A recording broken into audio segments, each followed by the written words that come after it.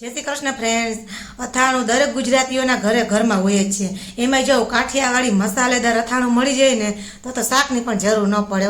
તો આજે આપણે બનાવીશું પરફેક્ટ મસાલા સાથે ગોળ કેરીનું અથાણું। તો તેના માટે હું ને મારા સાસુ માર્કેટમાં કેરી લેવા માટે પહોંચી ગયા છીએ। ત્યાં આપણે કેરી લઈ લીધી છે અને આ ભાઈ પાસે જ કટકા કરાવી લીધા છે। ઘરે આવીને મારા સાસુએ પાછા નાના કટકા કરીને કેરી સરસ ધોઈ લીધી છે। તેમાં થોડી હળદર અને મીઠું નાખીને આપણે કેરીને 5 કલાક માટે પલાળી દીધી છે।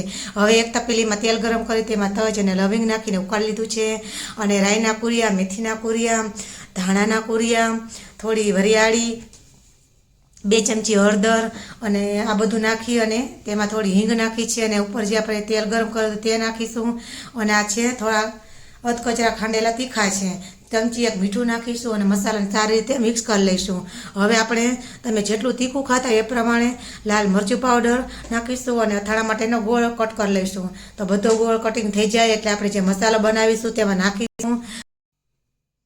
હવે આપણે જે કેરી પલાળેલી હતી તેને સૂકવી દઈશું। આ કેરીને આપણે પંખે સુકવવાની છે।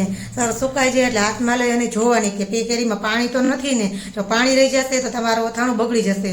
બધી જ કેરીને આવી રીતના મસાલા સાથે સરસ મિક્સ કરી દેવાની। 3 દિવસ સુધી આવી રીતના તપેલામાં તેને હલાવતા રહેવાનું। 3 દિવસમાં આપણો ગોળ સરસ ઓગળી જશે એટલે આપણું અથાણું એકદમ પરફેક્ટ બનીને તૈયાર થઈ જશે। તમે જોઈ લો એકદમ ચટાકેદાર અને મસ્તીનું અથાણું બનીને તૈયાર થઈ ગયું છે। જરા પણ પાણી નથી અને એકદમ તીખું અને તમતમતું। જો તમને આ વિડીયો ગમ્યો હોય ને તો વિડીયોને લાઈક, શેર અને સબસ્ક્રાઈબ કરજો અને આવી જ નવી રેસીપી જોવા માટે મારી ચેનલને સબસ્ક્રાઈબ કરજો। પાછા મળીશું નવી રેસીપી સાથે। ત્યાં સુધી બધાને જય શ્રી કૃષ્ણ અને જય માતાજી। આવજો।